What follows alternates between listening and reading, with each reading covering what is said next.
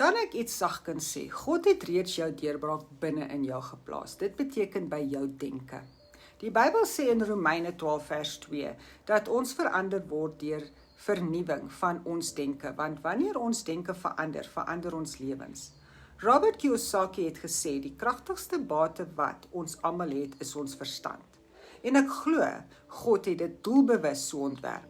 Soveel getroue, hardwerkende mense sukkel, nie omdat hulle nie geloof het nie, nie omdat hulle nie bid nie, maar omdat niemand hulle ooit geleer het hoe om inkomste op 'n nuwe manier te bestuur nie. Ek het geglo voorsiening kom net van langer ure werk, uitgeput wees en konstant oor die volgende rekeninge bekommerd te wees. Maar God het vir my iets anders gewys. Hy het vir my gewys dat gehoorsaamheid deure oopmaak en wysheid vir vermeerdering bring. Dis toe ek gelei is na 'n klaargemaakte digitale besigheidsblueprint, 'n stelsel wat reeds werk, wat nie my vrede steel nie, en my toelaat om doelbewus inkomste te bou. Geen tegniese vaardighede nodig nie, geen produkte om self te skep nie, geen mense te jaag nie. Net leer, toepas en God stap vir stap vertrou in so min as 2 ure per dag.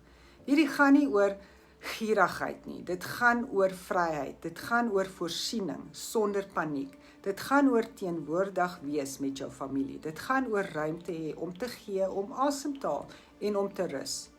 As jy gebid het vir duidelikheid, vir 'n manier om te verander sonder uitbranding en vir wysheid om dit wat God aan jou toevertrou het goed te bestuur. Kommentaar geloof hieronder en ek sal die blueprint deel wat God gebruik het om my denke en inkomste te verander.